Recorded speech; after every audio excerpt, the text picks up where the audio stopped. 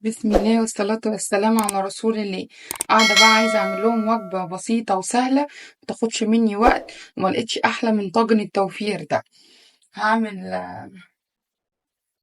قلت لكم ان انا بجيب الفراخ والكبد والقوانص والحاجات دي، فبستفاد بكل اعضاء الفرخة دلوقتي. يعني لو لو قلت اجيب ريش هجيبها. هنا حطيت حتة زبدة او سمنة او زيت، يعني المتاح عندكم. وانا هبقى معايا كبد قوانص، هشوحها بقى كويس.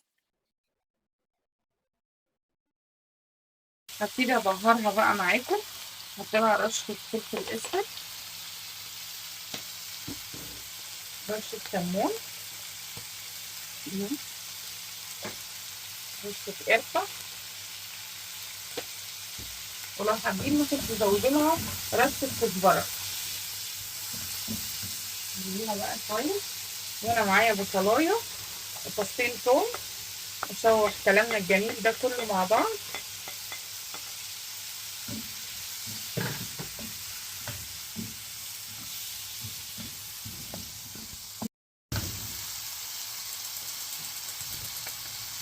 وفي حلة تانية بقى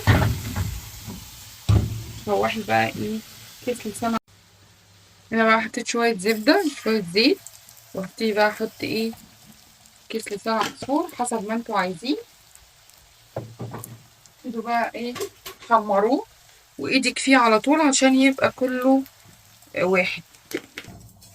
لازم تكون ايدك فيه على طول عشان يبقى لون واحد، وما يبقاش ايه واحدة محروقة وواحدة مش عارفة بيضة وكده.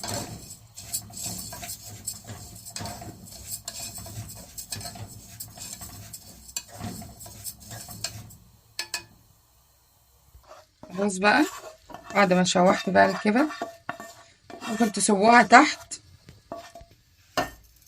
يعني بعد بقى ما حمرني لسان عصفور، اقلبه بقى كله في بعضه كده. مش قادرة اقول لكم ريحته اصلا عاملة ازاي، تحفة ما شاء الله. معلقة، وهنا بقى معايا معلقة صلصة. وابتدي ايه ادوبها بقى في الشوربة بتاعتي كده. لو مش عندكم شوربة ممكن شوية مكعب مرقة خضار ومية مغلية وايه وتقلبها، ونغطيها بقى بفويل وندخلها الفرن. وبعد كده تغطي بقى لسان العصفور كله كده، وهنغطيها بقى بفويل وندخلها الفرن، وبعدين نديها وش وارجع لكم تاني. تيجي اغطيه بقى.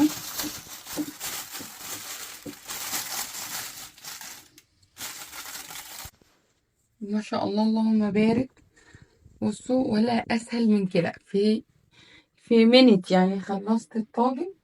ما بياخدش وقت خالص، وطعمه حلو قوي. وعلى فكرة تقدروا تعملوه مش بس بالكبد والقوانص، تقدروا تعملوه بالفراخ وباللحمة. يعني مش تقدروا مش بس كده. ريحته تشهي يعني. وصفة بسيطة وسهلة، يعني هي نوع تاني من المكرونة وما بتاخدش وقت. ما شاء الله. متنسوش بقى تحطولي لايك، تشتركوا في القناة عشان اعمل لكم وصفات اكتر واكتر. يلا سلام.